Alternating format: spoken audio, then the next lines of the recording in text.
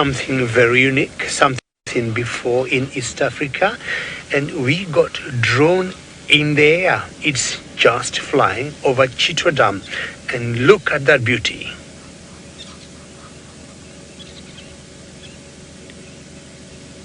The tree line there, that's the Chitwa Lodge, and see the tree canopy, the green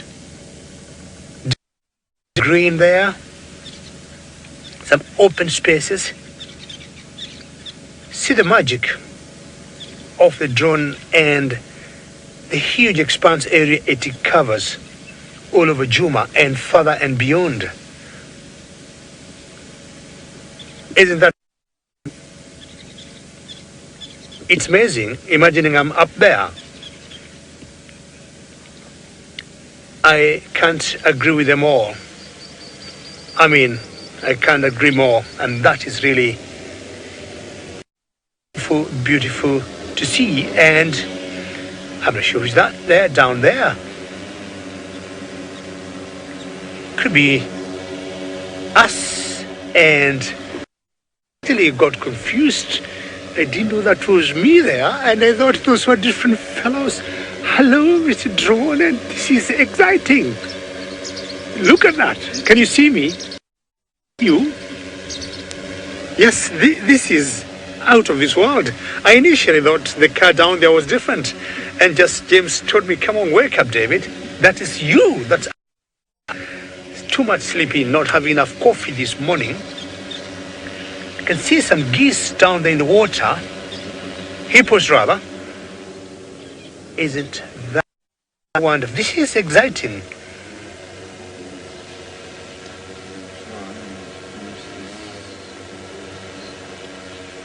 Good hippos there. You can see them bubbling the water up and down.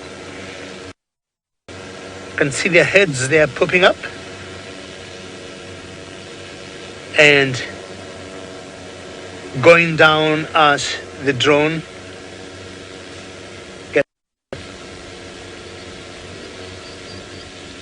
What technology can do, eh?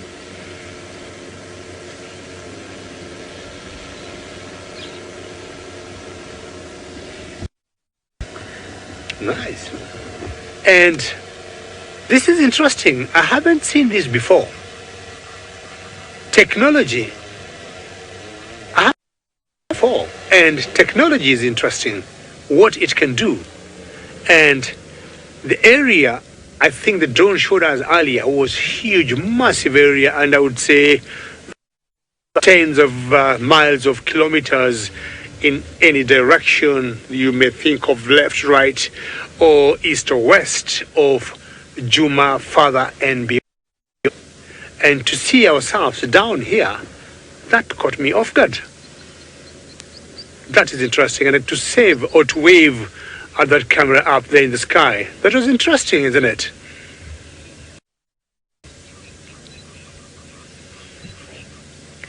And as we remain up here in the sky, because we are way up, we want to take you right down to the ground, who are still trucking. Now, everyone, what we're looking at there is something quite special. It's in a Marula tree. That plant is obviously parasitizing on the Marula tree itself because it's not the same species, and it's literally growing out of the branches, which is quite interesting in itself. Now, how did it get there is the question. Well, it would have had to be transported there by somebody else.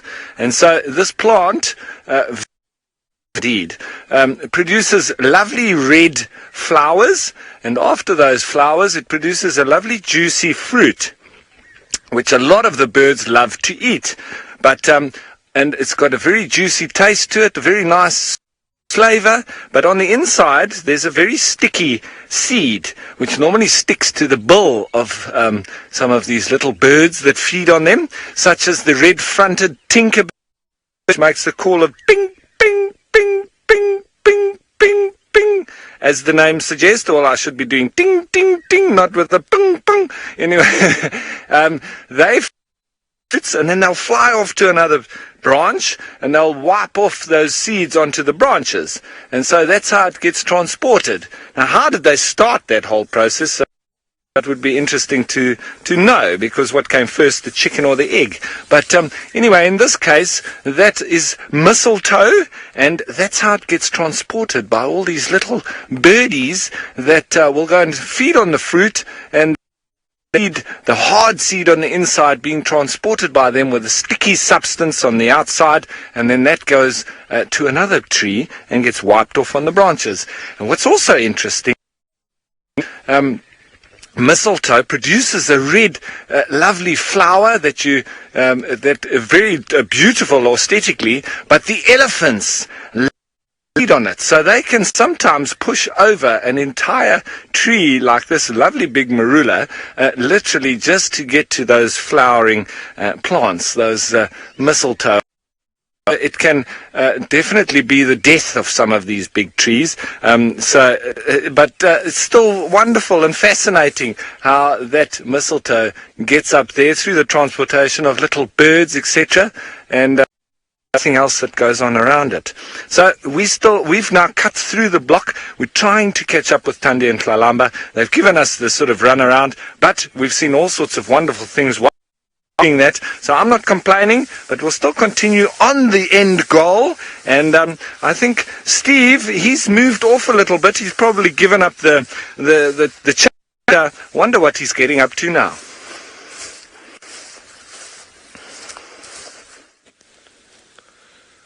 Yeah, well, we've left them in the block over there. And found some scat, and what I was talking about earlier, about the characteristic little pinch. Look at that. Can you see the pinch on the end there? It's not very fun to touch it with my hands because it's very gross. But can you see the pinch there? Sorry, Vildi. See that pinch? Both sides. It's got quite a smell to it. It's not as big as a leopard scat should be, in my opinion. Get open. Let's see what's inside. Ooh, lots of vegetation. This is not a leopard at all. But that pinch is kind of what I was talking about. A leopard or lion scat, they get that very characteristic pinch. But this, there's lots of vegetation. It doesn't smell very bad. So, but I have no idea. Take your screenshots, folks.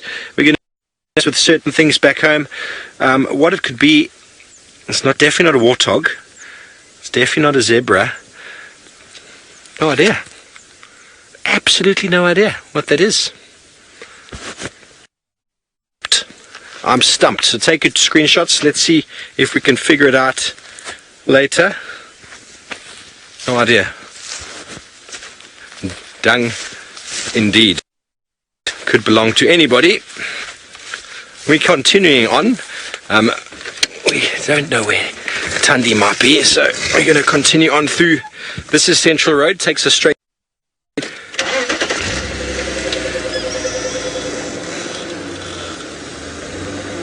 Okay. While we keep going, we're going to go over to Chitwa in silence.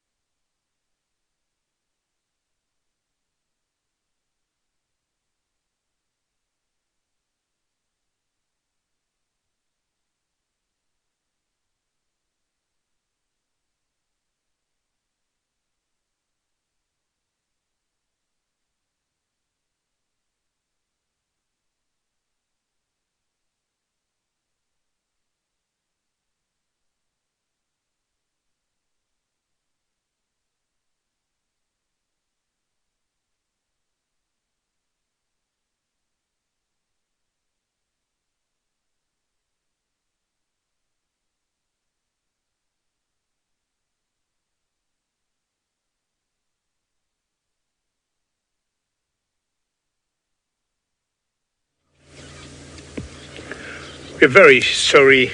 We have had some technical issues which our great team in the final control have been able to fix. We sincerely apologize for that. These things will happen once in a while, but we are back in business and we're still sitting at Cheatham, and we have been enjoying all the life that has been going on after having the drone up in the air showing us what is around us now.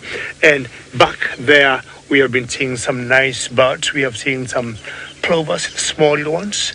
We have seen hippos also. A lot of action has been going on. They've been swimming and listening, and they also, I think, enjoyed the drone very, very much. What do you think, Seb? Yeah, we're going to put it up in the air again. Exactly, and shortly we'll be up in the air.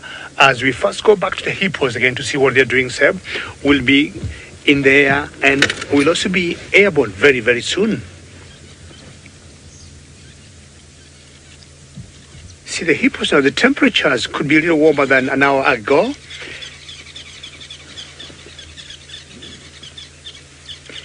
And as we are thinking of, or as we plan to prepare the drone up in the air, Steve has an equally big mammal like what we got here at Cheatham.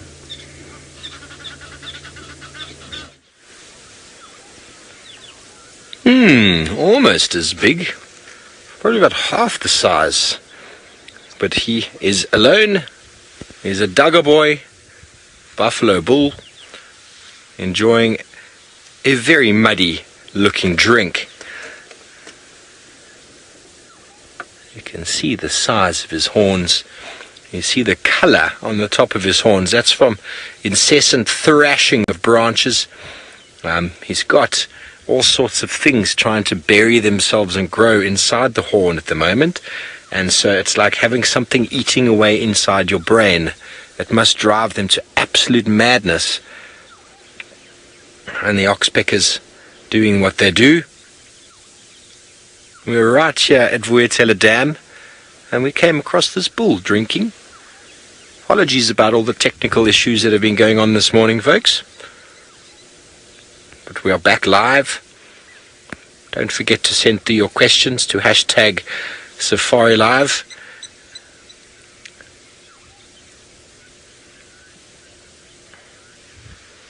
Dr. Rob, you'd like to see lions following this bull. I think this is the bull who's been hanging around on Djuma for the last few weeks.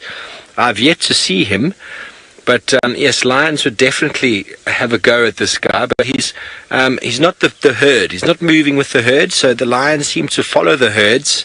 But if they do, bites on his hands. But this is not the kind of animal lions want to.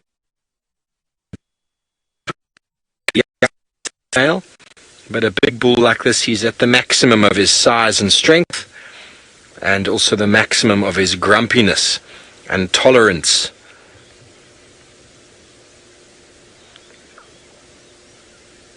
This is the last remaining drops of water in the Vuetela Dam.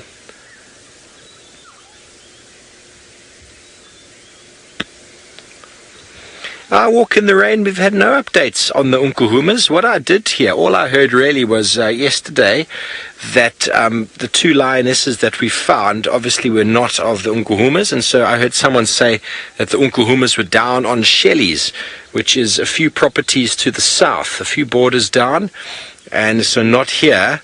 How long they'll be? Oh, there we go. He's going to get himself in the mud now, horning the ground. Quite relaxed to our presence.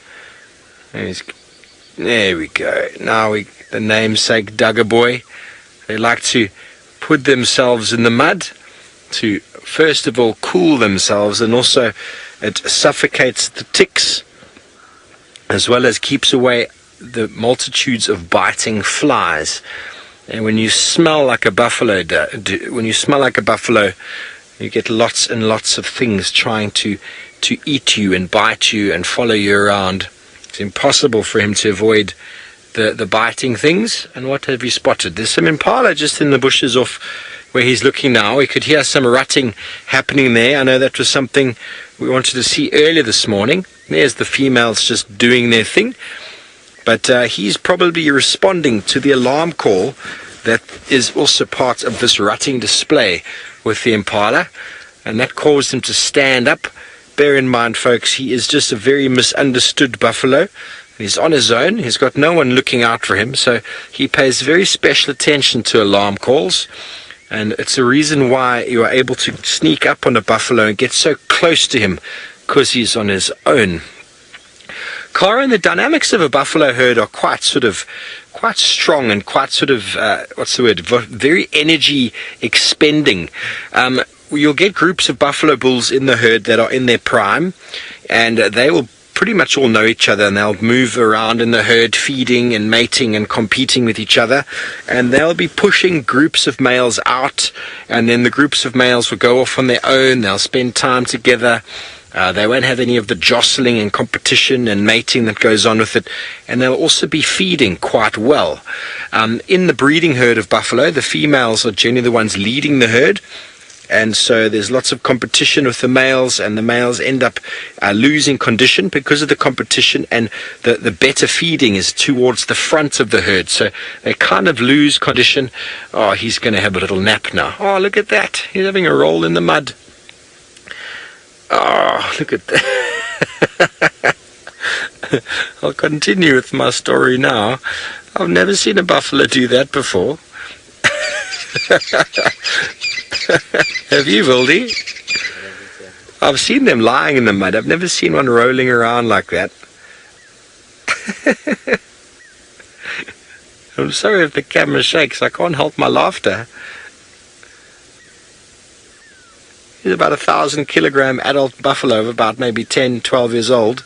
So to carry on there is, so you get two groups of buffaloes. You get the one that stays in the herd, and then you get the group that sort of gets displaced outside of the herd. They build up condition, they come back again, displace the second group of males. It's a constant battle. And eventually the bulls get to a certain age where they're over all of that. They don't want to mate, the competition's too much, and they just go off on their own and spend time. As a group, you can get them 6 to 7, 8, sometimes 12 older males that are just done with the youngsters that are constantly trying to chase them. And eventually they just stay off on their own, and they never revisit the herd again. And they are termed Duggar boys, and slowly but surely their numbers get dwindled down by lions generally until there's only one left, which is the case with this guy. And then they are exceptionally grumpy, and they don't take nicely to anybody coming too close to them. But it's also because you're able to get much closer with them without them being aware. When you're in a group, there's lots more eyes, ears and noses to smell. Snazzy, I didn't see the white stuff in his eyes. Unfortunately, he's turned around now. I didn't see any white stuff. Did you, Wildy? No. Sorry, Snazzy, I'm unable to answer your question.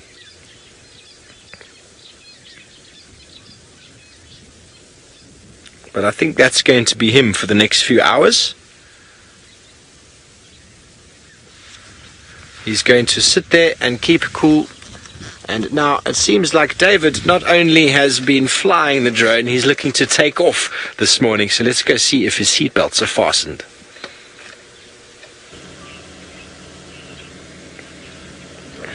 Right, we're at the Chitwa airstrip, and when we got here, it was a beehive of activity. We had some impalas and some waterbacks, but they're all gone. But as they go, I want us to go to the air with my exciting new pet, the drone.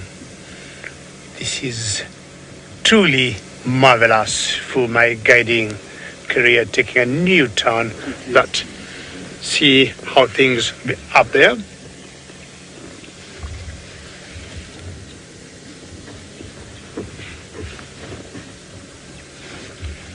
And yes, see what we can get there. See the impalas there, and see the magic the drone can do with the beautiful canopy of the trees. A nice herd of impalas there. I do not know whether they know what's happening up in the air there, but Seb is doing a fantastic job. To me, this is really magical, eh?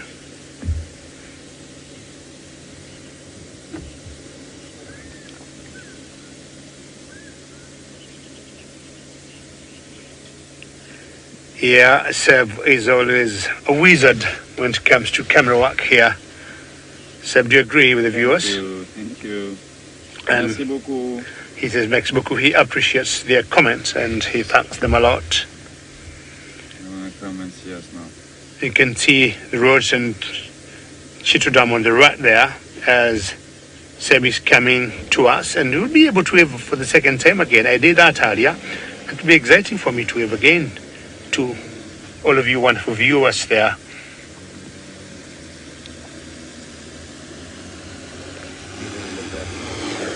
Ooh, and here it comes.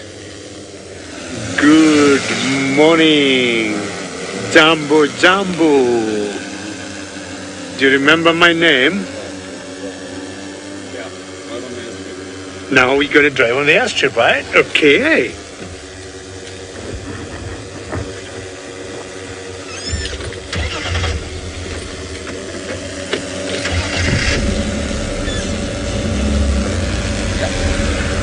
Right, so Tony, as we continue to enjoy this beautiful new invention for me, I would call it. I'm now driving on the Chitwa airstrip. I'm not sure I might try to take off and join the drone in the air or not. But yeah, let's see what happens.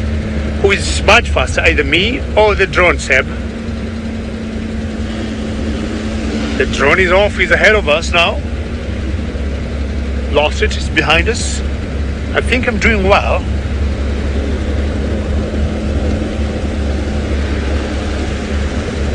And what a beauty. Don't attack us, Seb. Great work there, Seb, eh?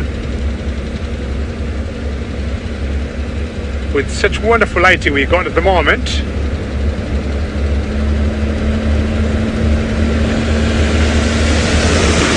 I will stick with the drone as much as I can, and let's find out the people tracking what they got to tell us now.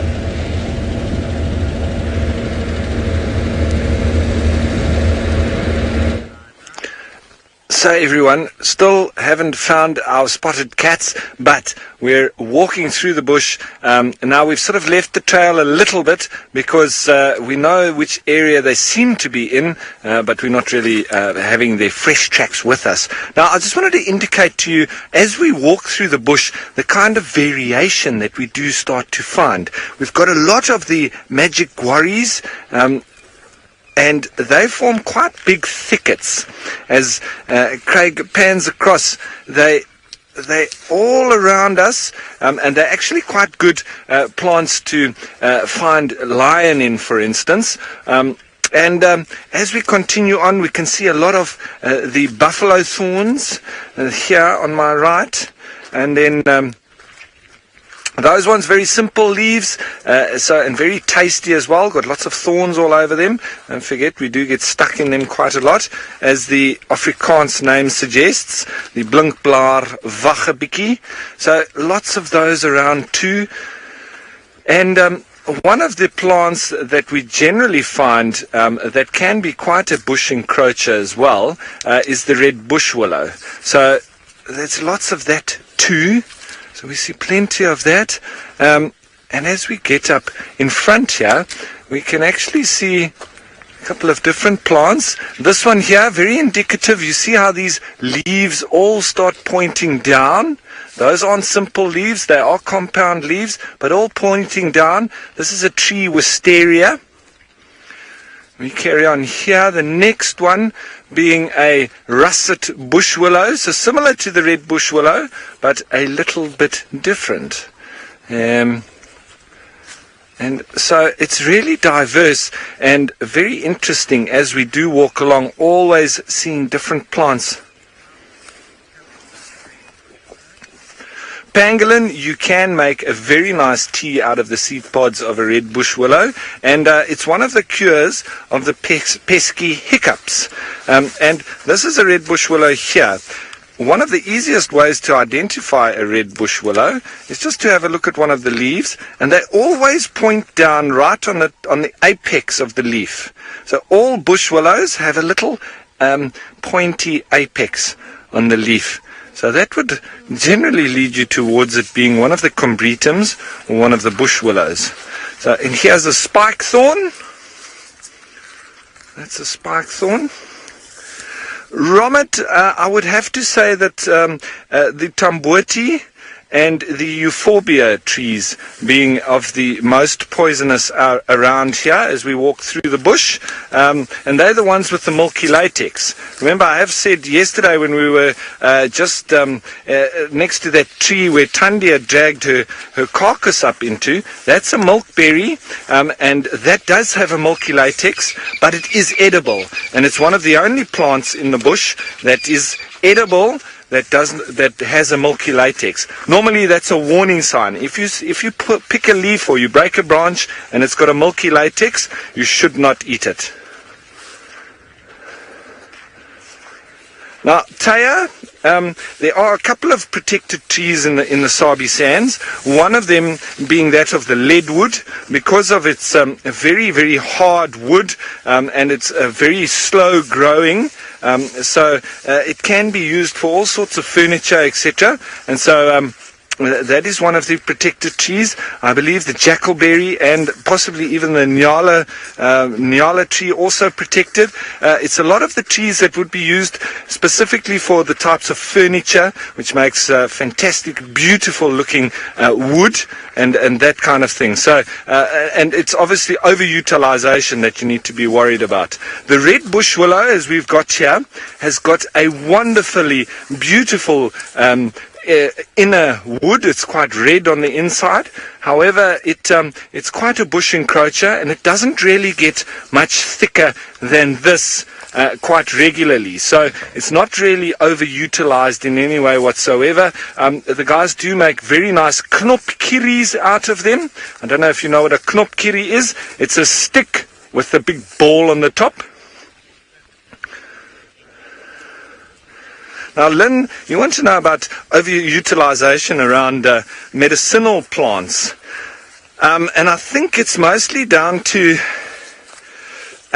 these sort of more bulbous plants that do get overutilized. And I'm not quite sure on any that have been sort of put on the vulnerable list because of that per se, because of medicinal use. You know, it's normally around the seed pods and the leaves and so on, so they don't really destroy the plant. One such that is used in, not for medicinal purposes, but for weaving baskets, is that of the baobab. And what they do is they cut big sections out of the sort of trunk, and then because it's very fibrous, you know that baobab has actually been reclassified. It's not a tree anymore. It's actually one of the succulents, because it doesn't really have bark type structure on it. It's more fibrous. It's more like a succulent. So they have reclassified it, I believe, if I'm not mistaken. And if you've ever seen a baobab that has died, you'll see that that entire trunk is held up by water. So when it dies, or it reaches the end of its life, it literally disintegrates. And you'll see that within a few months, that entire massive trunk literally almost sinks into the ground, and it becomes like this fibrous mass of nothingness, really. And you would be really surprised that there used to be this massive giant of a baobab there. But the local ladies, they cut out squares of this fiber on the trunk, and they strip it, and then they use that for weaving baskets. And I know that has become a bit of a problem with the baobabs. But normally with medicinal uses, it's quite limited in terms of how much they actually use of the plant. So it's not really a problem. Right, I think we're going to continue down towards the Mlolwati and see if we can get any more signs of Tandia and Tlalamba. Speaking of signs, let's head you to the eye in the sky for a wonderful view. Mlolwati river will show some good sign of what could be tracks of Tandi. And we are back in there again with our drone, and it's just showing the best views of where we are. And when I compare the vegetation here and the vegetation in the Mara, these look very, very tightly packed. You'll have similar patches in the Mara, but notice this. You'll do, say, 100 or 1 kilometer square of this kind of vegetation, and then the rest of it would be open area of what you'll call the savanna. So this is very different, unlike what we have in Masai Mara, Kenya, and you can see all the different shades of green from the air there, and it reminds me why South Africa and this particular area we are compared to the Mara are quite different in terms of habitats. Very many trees, the vegetation here, the scrub bush is very thick, and we might be bringing our drone back to the ground. It will have to land in style, having done such a wonderful job in the air there. Beautiful eyes from the sky, and you can hear all the gears now of landing. Wheels out, and slowly coming down, and Sebastian, as the main pilot, is bringing our beautiful eyes back to the ground there after having done a great wonderful job in the sky. How nice is that? What a morning this has been for me, and great stuff.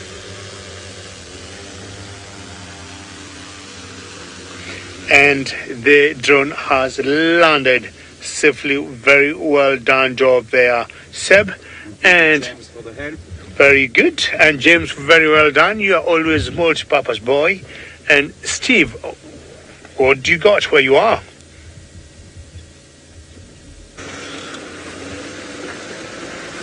How was the flying there, folks? Beautiful to get those views up on top of the dam and on the airstrip there.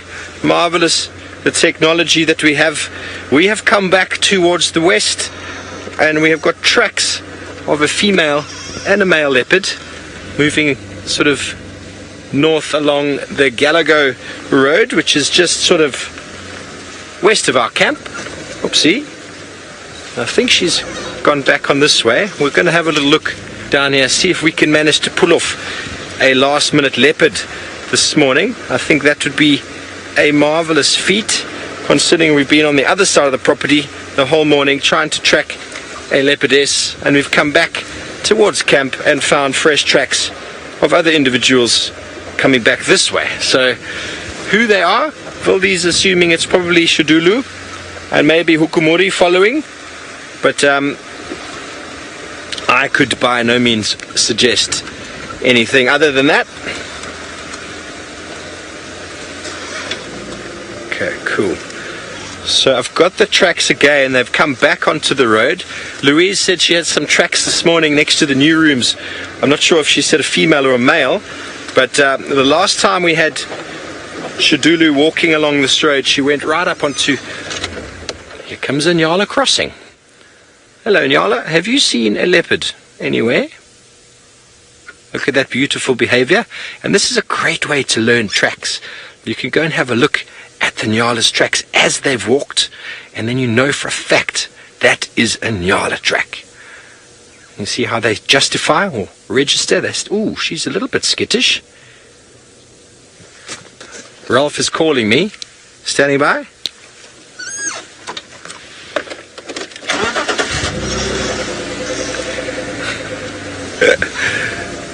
We are trying to get someone who's trying to get us to pick him up. Ralphie, I'm live right now, but I will come and pick you up if need be. We're on Gallagher following up on tracks of a female leopard heading north. They're very lazy. They're very lazy. They don't want to walk back. If they'd found a leopard this morning, okay, we'll go pick them up, no problem. But they haven't. A lift out and back, Vildi. I think that's unheard of, eh? Don't you think? A lift one way, possibly, but two ways. I don't know if I'm just being rude. But maybe James on his way back can... Oh, no, they're going to be a little bit overloaded because James is with David and Seb. But if need be, most certainly, we've still got these tracks in the road heading north along Gallagher towards the northern side. We might be lucky. 18 minutes or so. Plenty of time. 17 minutes, plenty of time for a last minute leopard.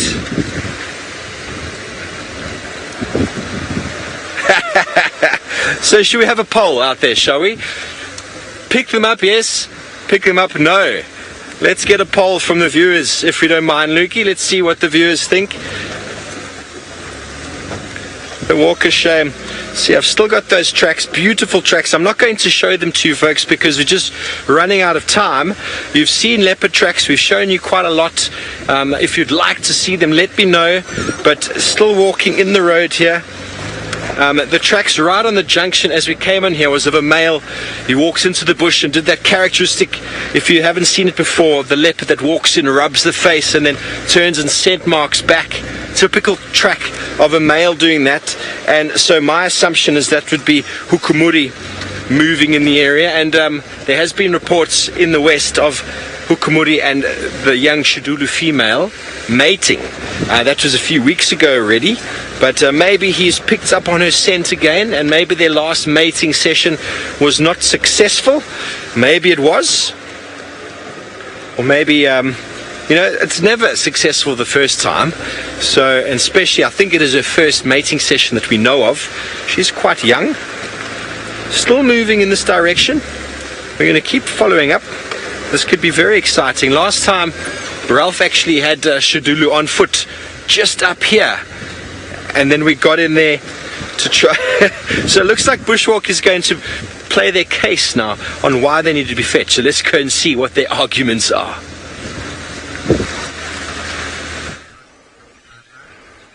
Okay, before we do that, I'd just like to have a look at this very beautiful Monarch Butterfly that's having a little drink next to the dam here. Every now and then it opens its wings, and it is absolutely beautiful. However, remember, the Monarch Butterfly is quite noxious, a very bad taster. So, and a lot of the animals out in the bush know this because of the coloration, the specific color pattern of the African monarch, and it gets a lot of its noxious protein from the noxious milkweed that the larval stage feeds on. So, and then that is passed on into the adult butterfly, and then a lot of the animals don't go anywhere near it. And then there's obviously another one that mimics that particular monarch, and that's called the diadem, the male diadem. He mimics the African monarch in terms of color, and so the animals also leave him alone, although he's not noxious at all. So he's just mimicking the African monarch. Now there is another little sinister character walking around here, although the monarch's not very sinister, he's just looking after himself. But there's something different just walking around over there in the mud that is probably looking for a host to lay its eggs in. Now I think you can see it over there. That is a velvet ant, and it's actually a wingless wasp.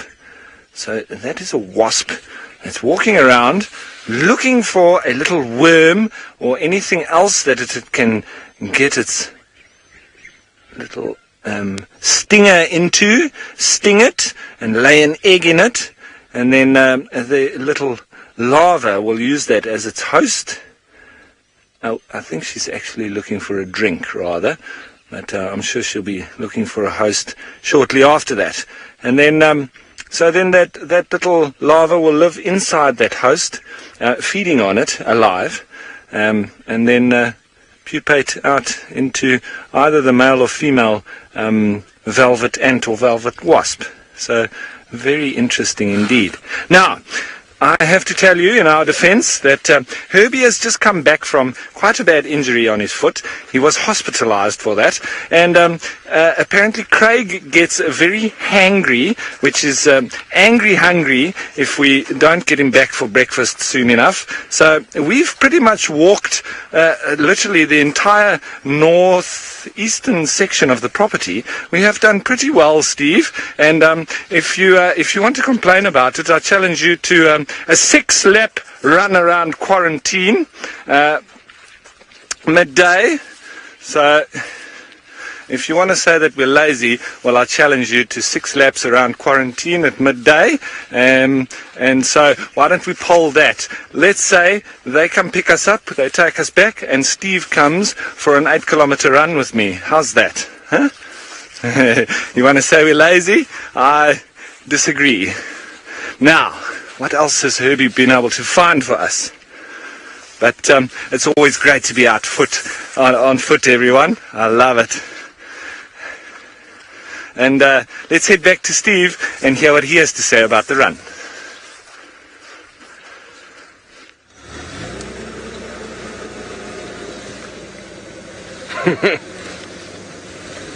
Ralph, I challenge you to sprints, not laps. Sprints, not laps. Sprints are way more fun than laps. You get a bit monotonous running around and around, and you get a lot more exertion out of there.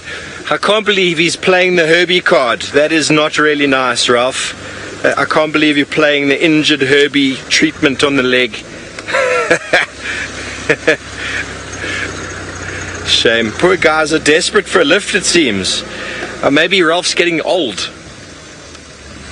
Maybe if he walked home, he doesn't have to do the 6-lap run. How's that for a challenge, Ralphie? Walk home like the rest of us do, and then you won't have to go for 6 laps. And then skipping or whatever he's doing in his room, I don't know. He's jumping up and down in his room every day, banging a ball, it sounds like, off the wall. So maybe the exercise will do you some good. Build up your appetite.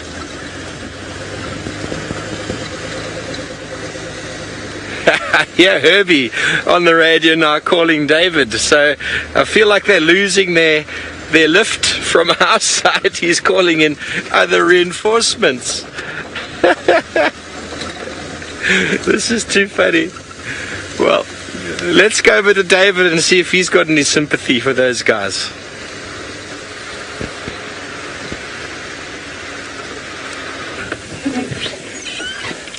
Right, we just bumped on some aquaback and hopped the bushwalk.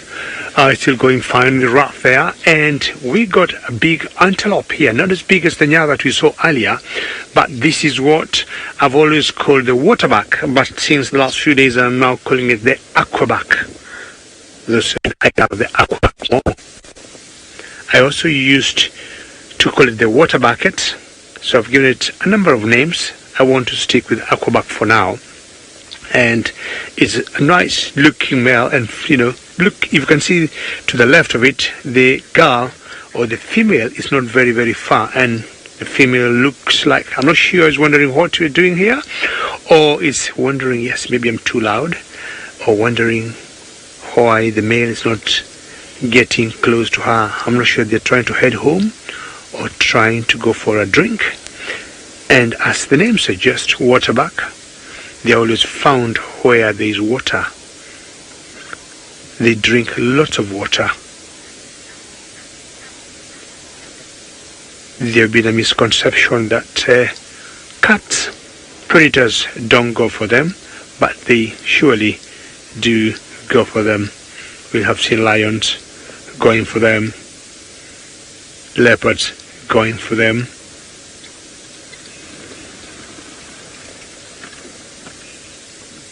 I agree, it is, I can't agree more, it is beautiful looking, and especially the males. If you look at the rack of horns there, and looks very prime to me, and you can see the ears there, Sabi, if it can turn the ear. It's trying to locate something, but you can see all the black on the ears, ridges on the horns.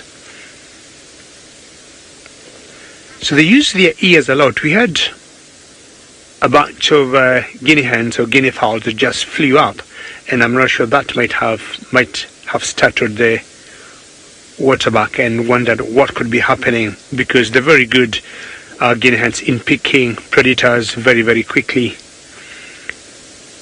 But now the waterback seems to be relaxing a lot. But it was a big flight of about 15-20 guinea fowls flying up all together at the same time.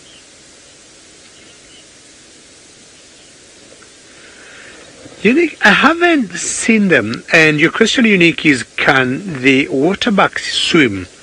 I would say no. But again, I would say I haven't seen them either swim or not swim, but you'd see them almost submerged halfway in water when drinking. But I would say no, I haven't seen them swimming. What is it, James? Do they swim? They can swim. Yes, and James agrees with me. I haven't personally seen them swim, but yes, Unique, they can comfortably swim in the water. And maybe that's how they ended up getting the name waterbuck. They can swim, and maybe swim very well.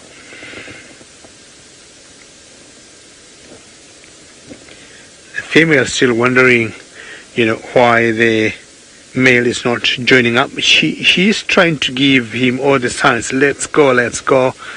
And the male is like, you know what? I'm not leaving here. I might stay here a little bit longer. And just close to them is where we have the twindom. So again, what did Raphael ask?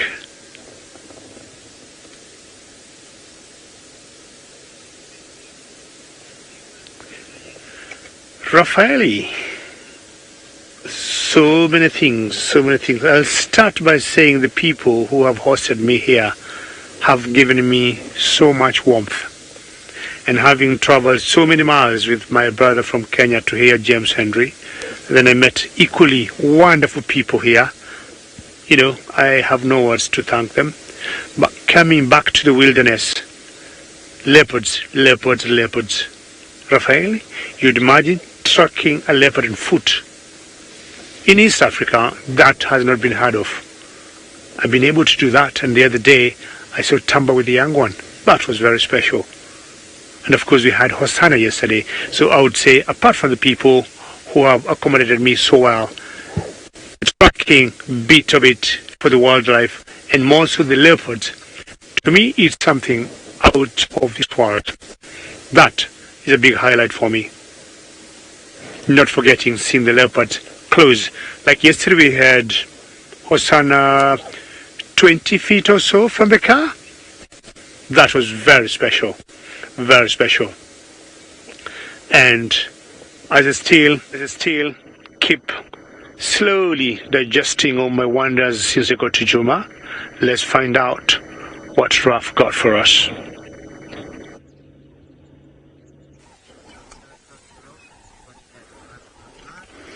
Well, everyone, we did have a look at this a little bit earlier, but we found now the actual culprit who makes this wonderful tent web, and it is the tropical tent web spider. And now you can also see why it's called that, with a very particular shape of that web and how it's hanging underneath, exhibiting negative geotaxis. So this one is now active. I think the other one might have been a little bit inactive, but nice to show it from this perspective and see those lovely black and white colors on the spider itself. Normally a very good indication that it's quite venomous or poisonous, so stay away. And you see how it's hanging underneath, so any of the prey that will land on that tent-like surface, he'll be able to feel it, she'll be able to feel it, and run off and grab it and pull it through and inject it, dissolve it, and then drink the soup. So wonderful. So, and there it's on the move a little bit.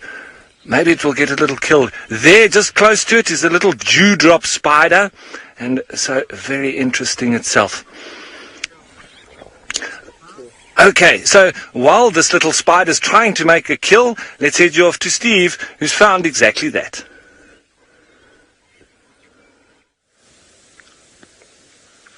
Yes, we have. Wildebeest spotted this from the road as we were driving around a big loop to come around and see if we could find any more tracks. And we have found an impala who's just relaxing in the tree. It looks very dead, but as a male impala, as is what's happening this time of year, lots of males are being killed. There's no predator anywhere. We actually found two juvenile battaliers on him, and they'd spotted him obviously and were busy feeding on all whatever parts of him. The eye on this side is gone, and there's some marvelous claw marks in the tree. You can't really see clearly from there, but a leopard is going to take that animal, that's about 60 kilograms, 120 pounds, in its mouth, the tree, all the way up there. Look how high that is. Can you imagine doing that with your mouth and your neck? Phenomenal power and strength in an animal like that. And this is an experienced leopard, in my opinion, the way it's managed to wrap the impala around the branch in such a way that it can feed off of it without it falling. It's a very experienced cat. Ravinda, I don't know. Tingana, I couldn't tell you who it is, but I'm guessing the size of the impala, the height of the tree, I would assume it's a male that has done it, but I haven't seen it. I mean, VM's saying that Shadulu is a big female. She could potentially do it. So it's a phenomenal feat to be able to climb up a tree with an impala of that size in your jaws. And you can smell the predator was here not so long ago, but it is not here at the moment. So probably the same tracks of what we've been following now. Yeah, VM, well spotted indeed. So we're not sure who brought it here. We know that whatever it is the impala's dead, and whatever cat there is moved off. There were birds of prey on the carcass, so they have now gone. They flew off as we started coming in, but who knows who it could be. We're right up on the northern boundary, but really exciting stuff nonetheless. And it's been a very awesome morning. The Bushwalk team have made all sorts of progress. We haven't heard any results on the poll yet about whether you, the viewer, believe they should be picked up or not. But there is talks of someone going to fetch them. It's not going to be us, because we've been working and finding cats, the flies around here are quite something because of the dead meat. So forgive me for flapping a little bit. But thank you for joining us this morning. It has been a very interesting morning. Obviously no cats we've found, but the tracks and the carcass up the tree, bushwalk with some amazing discussions, David flying high in the sky. Thanks to FC, to all the cam ops, everyone who's participated in this morning's activity. Welcome again to David on his second solo drive. To all you viewers with your marvelous questions and your comments, keep up the good work. Have a beautiful morning, and we'll see you again this afternoon. Have a beautiful day.